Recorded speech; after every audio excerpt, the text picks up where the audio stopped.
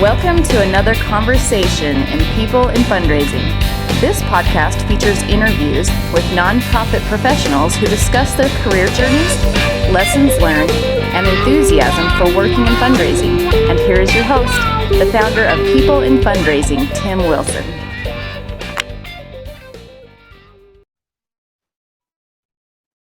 Hello, everyone. My name is Tim Wilson. I am the founder and host of the People in Fundraising Professional Conversations podcast webcast series. Today is Wednesday, August 17th, 2022, and I am delighted to welcome Amanda Hoskins from Oregon to our podcast today. Amanda, how are you? I'm good. How are you doing? I'm doing well. Thank you. It's good to connect with you virtually. I think we overlapped a little bit in Salt Lake City at different institutions. And I really appreciate your responsiveness and being willing to come on the program today. So thank you. Yeah, I'm happy to be here. Thanks for inviting me to highlight some advancement services stuff. Yeah, thank you. And thank you for that cue. So Amanda, you're the 20th person I've talked to so far. And I'm really glad to have you on. You're the first person I've interviewed who works in the advancement services sector of nonprofit institutions. So I really am grateful to have you on to talk about what you do in advancement services, the teams you oversee, and just kind of the day-to-day of your work. Amanda is currently the Assistant Vice President of Advancement Services at the Oregon Health and Science University Foundation. So Amanda, if there's anything you'd like to say at the beginning here about your role or the Oregon Health and Science University Foundation, I'd love to give you that time before we get into our first question. Yeah, happy to. I'll just mention a couple things about Oregon Health and Science University. We are, primarily a health sciences university, which makes us unique and especially in the realm of how we're doing our prospect development and all of those things. And our population of students is rather small as well. So we're right around 4,700 students, which is a different landscape for a lot of our other, higher ed institutions out there. We do have a couple of hospitals, but the foundation is a standalone entity from the university. And we have about a $2 billion endowment, which helps us leverage a lot of the things. And so we've had a number of successful campaigns and initiatives. And advancement services, the teams that I work with, and I get to proudly stand and serve, our information technology, annual giving, our prospect research and management team, business intelligence, and our Office of Gift Administration. So we cover quite a few different areas that are all just incredibly integral to the work that we're all doing. So definitely, that is quite a broad scope in terms of teams. And how many people are on the team? And if you could just talk with us about the structure. Are you all fully remote? Does it vary by one of the 5 teams? Is it hybrid? Yeah. So we're about a team of 30, and we are a diverse team. And we've gone through, annual giving doesn't necessarily always sit on the advancement services side, although it's just heavily data emphasized, and so that makes it a good fit for us in our strategies. And I've previously held that role in building out a program, so it was good alignment based on the needs of the organization. Yeah. Our teams, in terms of our experience over the last few years, our organization, did several different surveys of all of our employees to kind of get a pulse on people's comfort and their interests and, the life and the dynamics of, having a good balance. Sure. And so in advancement services, primarily all of our folks are remote. And there are a number of hybrid people as well. So I think Oregon was one of the last states to kind of open up, which is more recent, like in the last 6 months. And so we're still kind of coming out on the other side of developing sort of our norms, Sure. but we are committed to being highly flexible, and I'm a very strong advocate for ensuring that my teams have a lot of flexibility, because they seem to be thriving in the ways in which they're working, and having a lot of different technological tools to help them feel connected to. So That's terrific.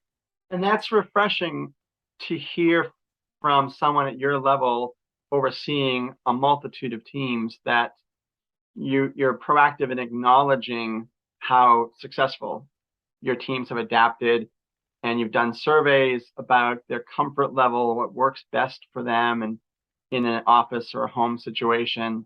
So that's really cool. yeah, no, I think it's putting our people first, and we recognize the challenges that have been presented. And yeah, I honestly, I feel like people feel happier and there's a better level of engagement. Now, advancement services, we're kind of, typically there's a lot of introverts, and it's, you see a different side of people when they're inside their home. There's a different comfort. And so I think it's ever evolving, but I think it certainly benefits our organization for what all of our different teams need. So Dynamite. And before we get into like the customary first question, if you could answer this one, how soon before the pandemic did you start at Oregon Health and Science, and what was it like for you to, go from onboarding to, well, first relocating from Utah, getting out there, onboarding, and then being thrown into a pandemic work situation? yeah, no, I think so it was only about half a year, maybe a little bit more. But I came and hit the ground running. One of my initial charges coming here was really to partner with our academic and hospital team members to sort of kickstart our Grateful Patient fundraising initiative. And so that was me, making lots and lots of trips, meeting with hundreds of people, and conducting a lot of different interviews to get some qualitative information to align with all of the data that I was putting together in terms of volume and staffing that would kind of dictate how we made our approach in developing things. So I think it was really beneficial that I had that, because then I had the opportunity to actually go and meet all of these people multiple times and really get, not having to meet everybody virtually initially. Sure. But, moving to a hybrid situation, we had all gathered the day before we sent everybody home for a kickoff announcement of a new CRM that we had selected. And so my teams were in charge of this effort. And so we had gathered everybody in one of our conference rooms. And then the next day we told everybody, we're not coming back for a while. And then sure enough, here in Oregon, at least, it ended up being a couple of years. So definitely an interesting way to navigate. Our teams embraced a lot of new technology updates. Our communication tools, and kind of really bringing about some of the, establishing new norms, moving away from just emailing people to, leveraging tools like Teams or Skype, chat and all that stuff. So it's definitely been an interesting journey, but I feel like there has been some real upside for our teams and organization in terms of you can actually get more connection with people because they have that moment where it's not as big of a lift to, schedule the time and, make the effort to go meet them on campus or in the office or what have you. There's a little more flexibility, for better or worse, I guess, right? Depends on how we value our time. So, that's dynamite. And did you have to onboard new people during the pandemic? Yeah, we did. So we did onboard. We've had a lot of new hires, and so we've Okay. gotten a lot better through the process. But one of the things I neglected to mention is that prior to, sending everybody home, we only had desktop computers for the majority of our team members. People were issued like an iPad, which Oh, okay. doesn't work, with, needing to log into Blackbaud or do all the other things that we do. So we had to make a really quick transition and order laptops and like roll all of that out to all of our employees, on a dime, Oh essentially. my goodness. Wow. So yeah, we kind of learned through that, in issuing the new technology and onboarding virtually. And so I think, our feedback from new employees has been that it's been an outstanding experience. It's one of the best onboarding processes that they've had. Of course, we're stacking them, like a whole week worth of meetings and making sure they get through all the verticals and the horizontals of teams. But Yeah. just I think it's the extra step or the extra measures for them to feel connected and included, right? Since they're Yeah. not physically seeing people in person. So Yeah, absolutely. And given this remote structure, are most of your team members in Oregon, or are they kind of scattered elsewhere? yeah, no, the majority of our team members are in Oregon. We have, had we haven't had a lot of transition out of roles or Okay. opportunity in advancement services. But though the ones we have, we've been able to open up our opportunity, for employing people outside of the state. Mm. Um, Mhm. as an organization, we have employees. So some of our job descriptions come out and it's sort of this limited, number, like we have Arkansas, Alaska, Ah, Arizona, and people are like, what, why do you have that as your list? sure. So, it creates some flexibility for us to get talent from outside of our area. Yeah, absolutely.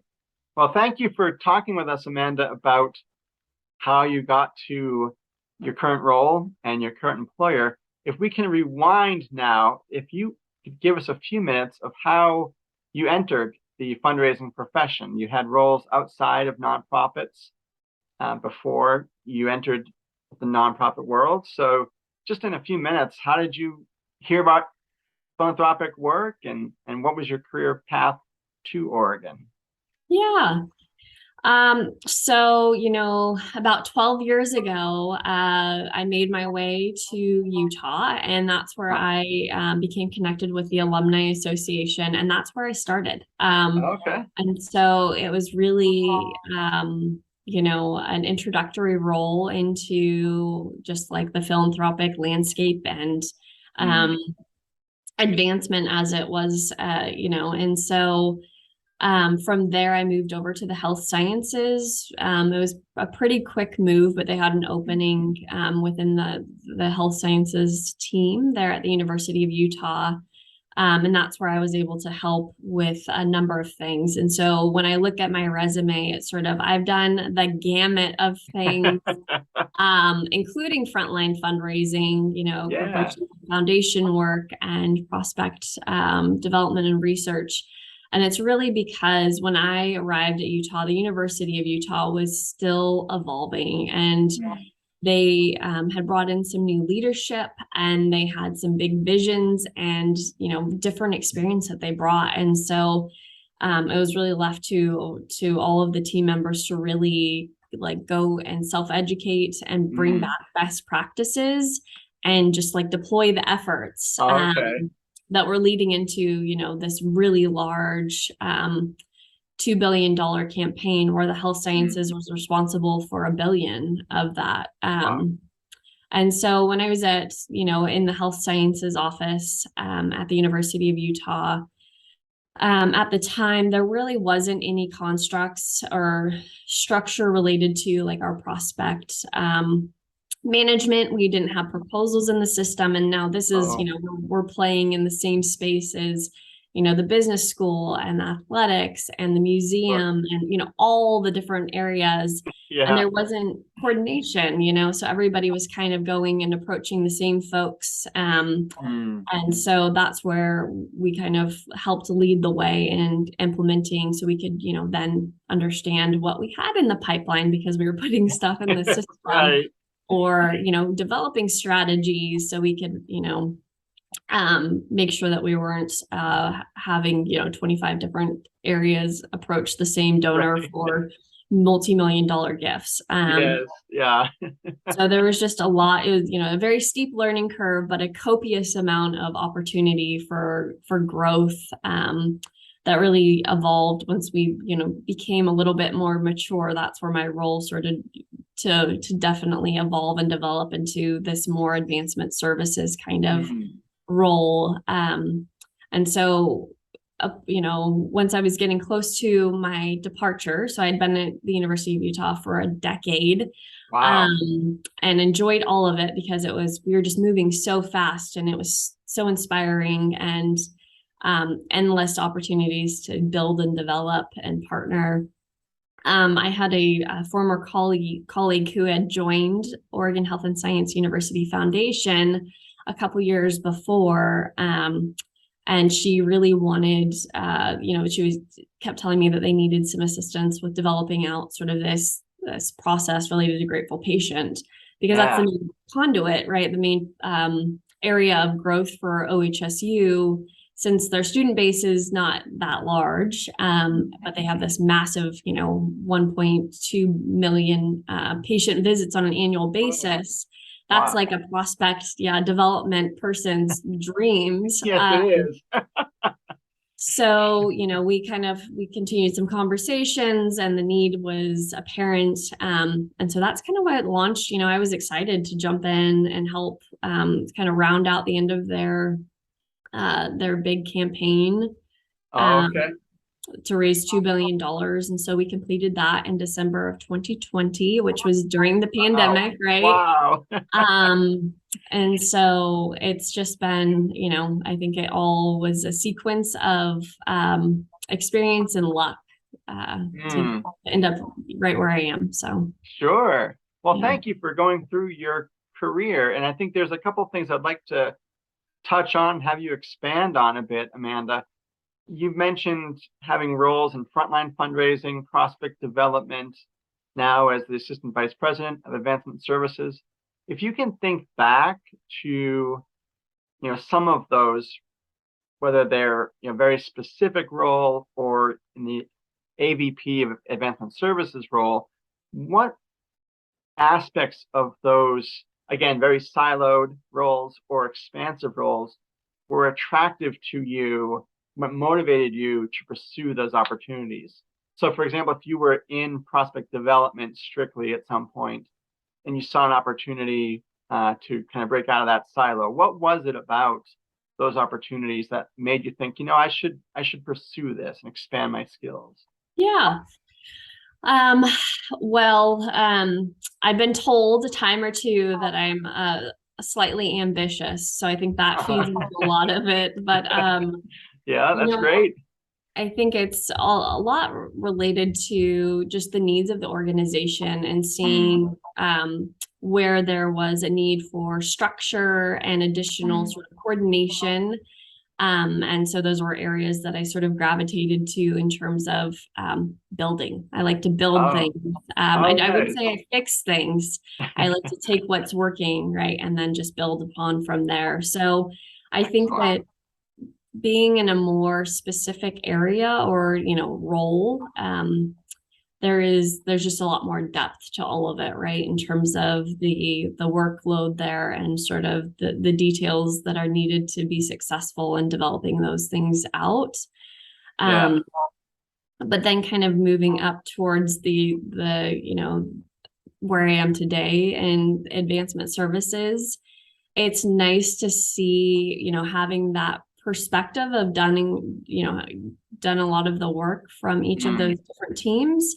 Yeah. How interrelated they are and how dependent they are on one another, and sort of breaking down the silos. That's kind of what I came, the approach I brought to my teams is, we're sort of this unified team, and we all have different specializations, but we all are so dependent on each other for different business needs that we're just like this big unit. So we're all in it together and stepping in to fill the gaps. So I think it's been an interesting experience to have, so many different specific areas to work with, and then sort of move up into the broader role.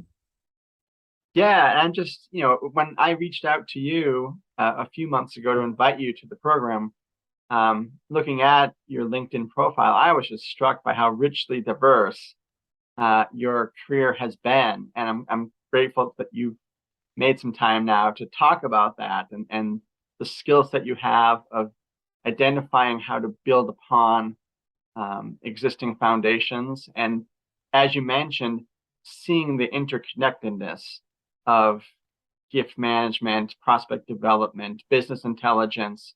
You mentioned the business needs, so being able to identify those, and I imagine advocate for resources for those as well. So very cool. What a great, interesting career so far.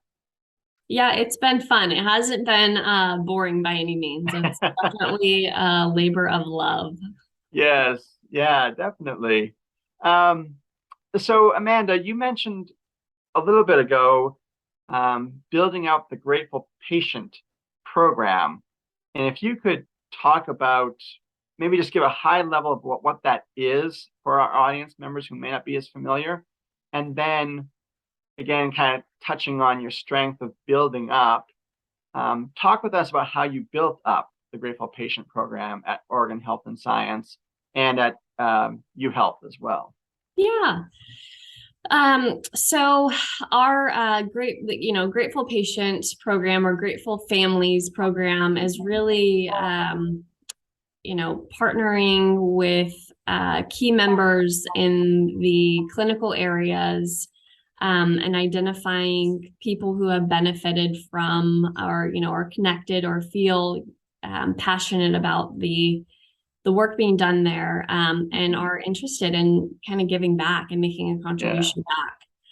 And so there's a number of ways that it manifests, but really there is, kind of to break it down, there's a couple different components to it. And so part of it is data, right? And so a lot of institutions struggle in terms of getting access to limited PHI for fundraising. And then also it's the relationships with all of those providers.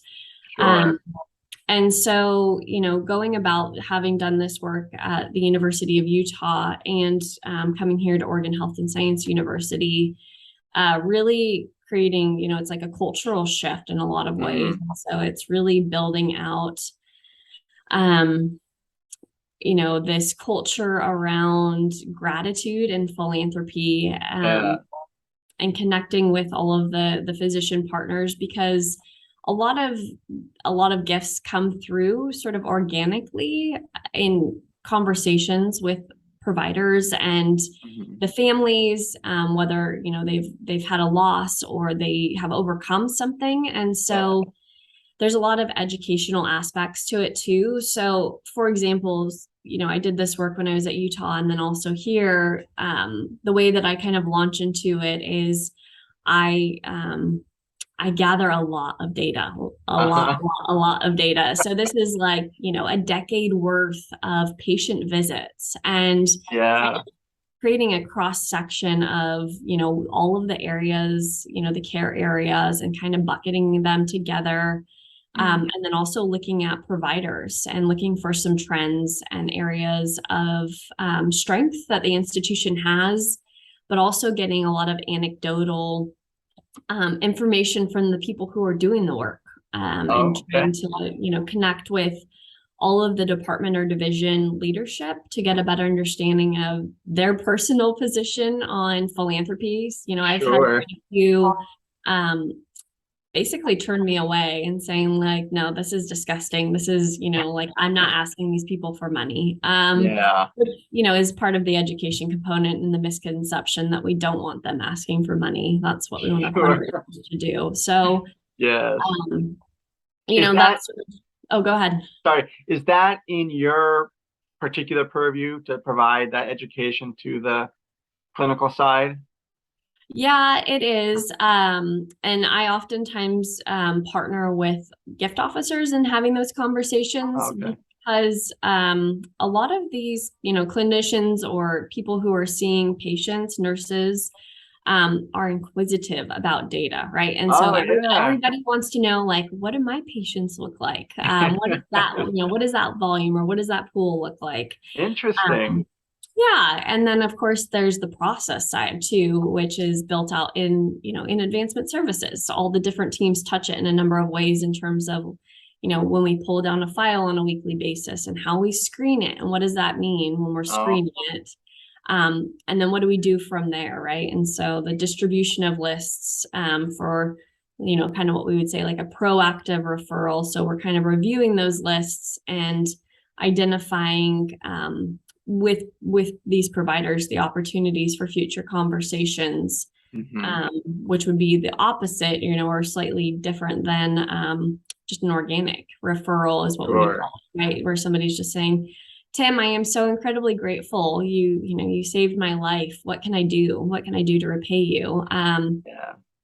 So there's so multifaceted, but it is so dependent on process and the interconnectedness of all of these teams. Annual giving has a role in Mhm. sort of, the mass communication for non-donors who are patients and getting that first touch out there to kind of get a sense if people are engaged or interested. Right. Yeah.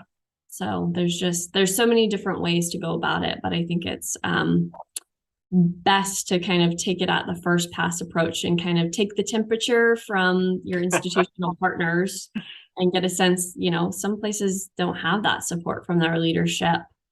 Sure. And engaging in patient fundraising. And then of course you need data. We need data to Yes. know kind of what our capacity is and where we put all of our resources. So Hmm. Very interesting. And if I can just follow up, I'm curious what you in your role have learned or had to pivot as you're working with the gift officers to approach the clinical side staff who, may be resistant or just come with the, kind of a built-in bias, as you mentioned, that, that is disgusting. It doesn't sit well with me. So what have you learned and maybe had to tweak in terms of more constructive outreach and education to some of the clinical staff about yeah, grateful patients, grateful I think families? that's a really good question. And having been, I guess I'll call it rejected or told, no, Yeah. very sternly. Oh, wow. I think the lesson learned is kind of the approach and the delivery Mm. and being incredibly mindful of storytelling is probably Mm. your best friend in those situations. And knowing that we have had, we've benefited as an organization from a number of grateful patients and being able Oh, to really just put the picture out there for them in terms of, so this is how this person ended up right in our line of sight because they came here for a neurology, to see this neurology specialist. And then the mm. relationship evolved, and so over time, even though they didn't have, the most beneficial outcome, they were still incredibly grateful for the work that had been done. And they want to make sure, that this disease is eradicated so nobody else has it. Sure. And so they made a significant contribution. And so sort of the big picture of things, now that comes with sort of managing the expectations too, Mm. that money isn't just going to fall out of the sky from this, right? It's Right. a process and we have to work through it. And Yeah. also just being sensitive to their valuable time and bringing them in at the right point in the conversation. So you're not, overusing them in premature conversations. Oh, interesting. Yeah.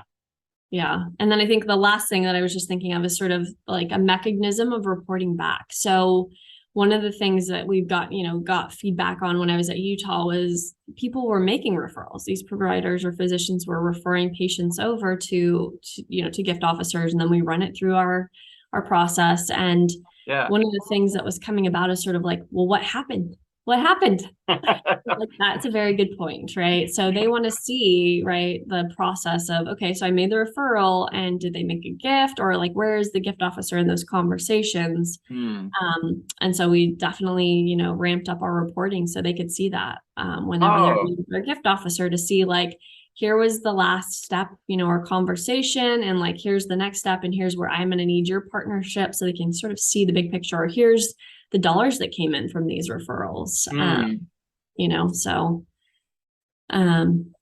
lots of inputs and outputs, but I think those are the biggest things that I learned, is sort of being able to educate and storytell and report back. Yeah, that's really interesting. And I think, given your affinity and the skills and the positions you've held that are more of the analytical side, the data side, to be able to, merge that with the storytelling, the narratives, that sounds interesting, to have that ability to look at the data, both in the inputs and the outputs, but also to put that into a narrative for, the people you're trying to engage to help with the Grateful Family programs. So really cool. Yeah, no, it's took a lot of practice. That's all I'll say, because I do love data, but it's sort of what people need, right? Sure. The color commentary. So yes, yeah. Well, Amanda, thank you for going through the Grateful Family program. Just as a last question, and thank you for your time today. This is really a rich conversation. In terms of, you mentioned the business needs and the needs of the clinicians. As a manager managing teams in a pretty heavily remote environment, how do you assess their needs, professionally, personally? How do you manage through when you're not meeting very often in person? How do you keep the team motivated and engaged? Yeah. I think,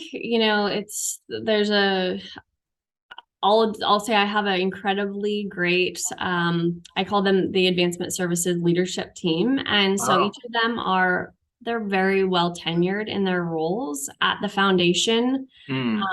I think the one with the least number of years in their current role is 7 years. So oh my goodness. Wow. We have a lot of talent that's been there, and they've experienced a number of changes. And so they're just the most phenomenal partners. And I am incredibly lucky to work with all of them. But part of it is, we function as a unit. And so, that team and myself, we meet on a weekly basis, and we utilize a team chat. So we're kind of constantly all just peppering each other. And then, of course, I'll hear from them as they manage their teams. But then I also try to make sure that I'm reaching out to all the other team members, because I want to make sure that everybody feels heard and like they can contribute. And so, people are experiencing different things, and I've done a number of those jobs or had those responsibilities. And I sort of understand the nuance or some of the challenges or struggles. And I know they're there because we're going through a complete database conversion. We're transferring over to a number of new applications, and there's just a lot of things that keep happening. So I keep a really close pulse on all of that stuff, because I don't want anybody to feel dissatisfied or like we can't meet them where they're at or help serve their what they need in their job or their profession in terms of what they want to be filled with and where their work is contributing. So trying to circle back to when we work on different things, making sure that people know the positive outcomes of all their contributions, even if they're obnoxious to fix a list 20 different times because somebody couldn't quite decide what they wanted initially. I totally get that. And so having a lot of appreciation and gratitude for sticking with it. That's awesome. And it sounds like there's a correlation between, you mentioned inputs and outputs with Grateful Family programs, and the same applies here with managing teams, giving the feedback, assessing what people need, hearing them out. That's a real challenge in a remote setting, but you mentioned the tools you use to keep the team engaged. So that's terrific. Yeah. And I think we have a really good usership. It's sort of, if you don't use it, then you're not, you won't have the opportunity. So I think we have a precedence too that makes it really helpful. That's great. So great. Well, Amanda, I want to be mindful of time. I think, you're kind of back to back with meetings today. So thank you for this half hour plus of your time today, and nice to meet you virtually. Yeah, thank you so much for your time, and it was good to chat with you. Yeah, thank you. I'm honored to have you on the program and to be the first one, as I mentioned, to represent Advancement Services, and you did a great job talking about the nuts and bolts of that particular area of the philanthropic world. So thank you so much. Thank you. And as a reminder to our viewers, you can find Amanda Hoskins' conversation on our website, peopleinfundraising.com. If you follow this webcast strictly on LinkedIn, Amanda's conversation will air probably the Monday after Labor Day. So look for that in the coming weeks. And thank you for your support and your viewership. Have a wonderful afternoon.